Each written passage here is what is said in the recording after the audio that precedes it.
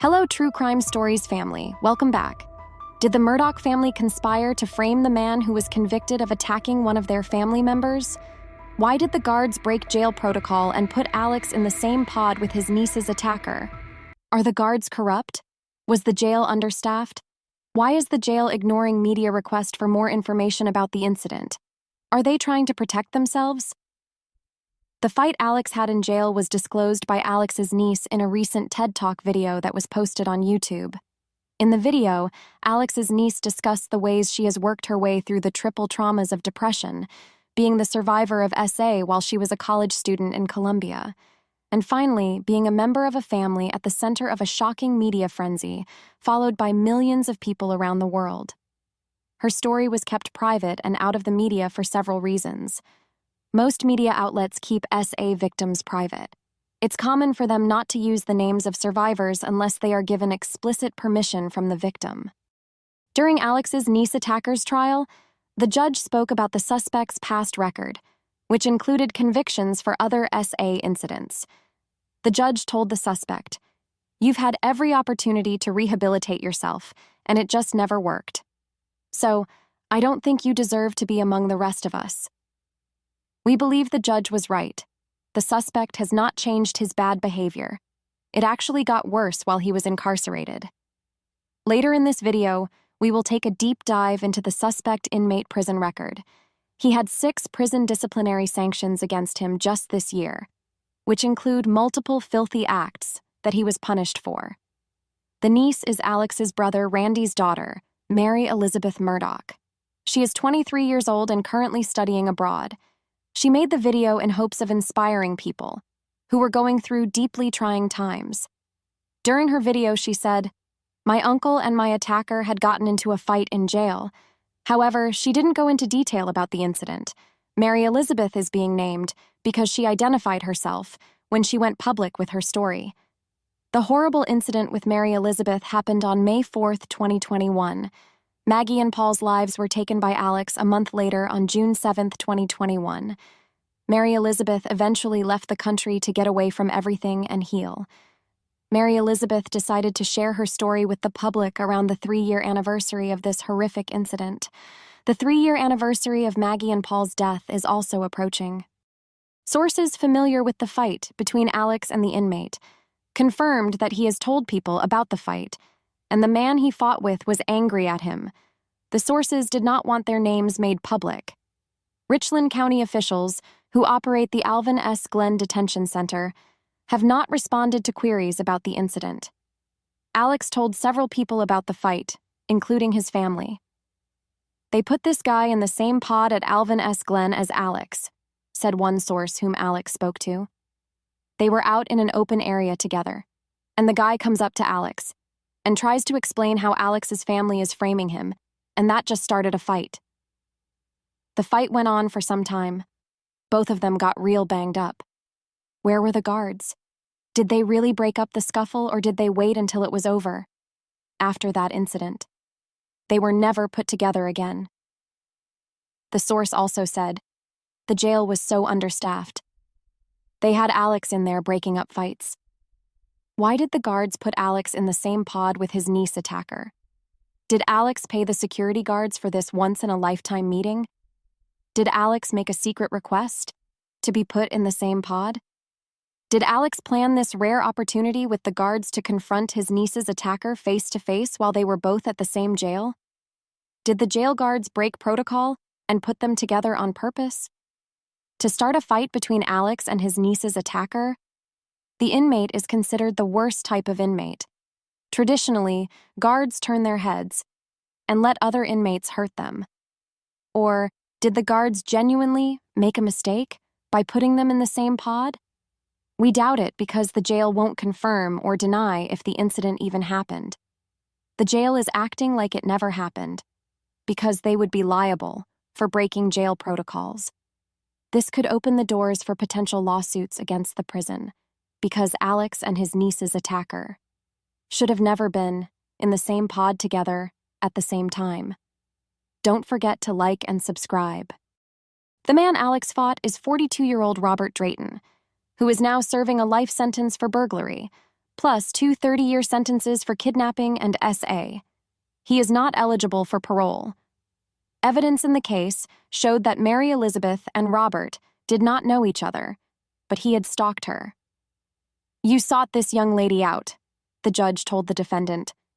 "This was a plan. You made a plan. You'd been looking for her and following her. I don't have the words." In addition to surveillance videos, evidence against Robert included DNA and his shoe prints. Did the prosecutors on Alex's murder trial and Robert's SA trial agree to wait until Alex's trial was over, and he was sentenced before Robert's case went to trial? The state didn't want anything to overshadow or distract the public from Alex, his crimes, and getting him convicted. Alex's trial started on January 25, 2023, and ended March 2, 2023. On March 3, 2023, Alex was given 2 life sentences without parole for taking the life of his wife and son. Robert's trial started on July 17, 2023, 6 months after Alex's trial started. Although MaryElizabeth's incident happened 1 month before Alex's incident, Robert's filthy behavior in prison demonstrates that this guy has a problem and is capable of committing more SA crimes while behind bars. Although he claims that the Murdaughs set him up, and he is innocent. However, evidence says otherwise. What is Robert claiming the Murdaughs did to set him up and frame him?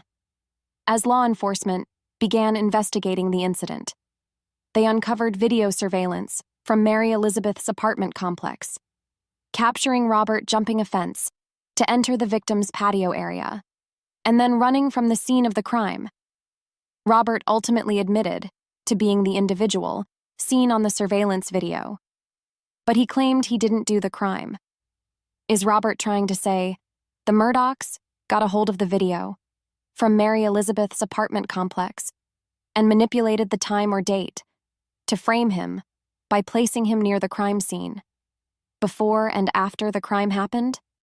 According to Robert's inmate record, there have been multiple incidents that happened this year with Robert at Lee Correctional Facility before he was recently transferred to Broad River Correctional Facility on May 2, 2024, where he is currently serving his life sentence. Robert was recently disciplined for exposing and touching on himself before he was transferred from Lee Correctional Facility. What a dirty dog. On April 21, 2024, Robert was accused of exhibitionism and touching himself in public. Exhibitionism is getting pleasure from showing oneself to others. People who participate in this behavior enjoy being seen or fantasize about being seen by others in an intimate manner. They might have urges to be seen without clothes or performing a particular act. Robert's punishment was loss of canteen privileges for 225 days. He can't order anything from commissary, like food, for 7 months. Detention for 45 days. He was put in the hole or put in isolation for a month and 2 weeks. Loss of telephone privileges for 225 days. He can't make any phone calls for 7 months. Loss of television privileges for 360 days.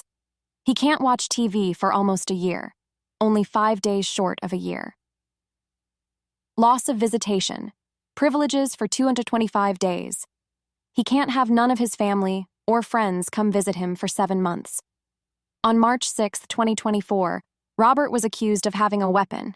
His punishment was loss of canteen privileges for 120 days detention for 30 days, loss of telephone privileges for 120 days, loss of television, privileges for 360 days, loss of visitation, privileges for 120 days. On February 27, 2024, Robert was accused of exhibitionism and touching himself in public again. His punishment was loss of canteen, privileges for 195 days, detention for 45 days, loss of telephone privileges for 195 days, loss of television privileges for 360 days, loss of visitation privileges for 195 days. On February 6, 2024, Robert was accused of exhibitionism and touching himself in public again.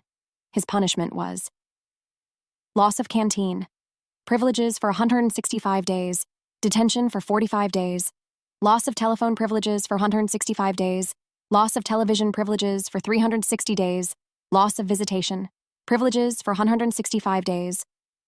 On February 5, 2024, Robert threatened to inflict harm on an employee. His punishment was loss of canteen privileges for 60 days, loss of telephone privileges for 60 days, loss of television privileges for 360 days, loss of visitation, privileges for 60 days. On February 1, 2024, Robert was accused of exhibitionism and touching himself in public again. His punishment was loss of canteen, privileges for 135 days, detention for 45 days, loss of telephone, privileges for 135 days, loss of television privileges for 360 days, loss of visitation, privileges for 135 days. Our hearts go out to anyone who is a victim of SA. It's a horrible, traumatic experience that affects victims in physical and psychological ways. We believe Alex wanted to confront his niece's attacker as revenge. Thank you for watching. Don't forget to like and subscribe.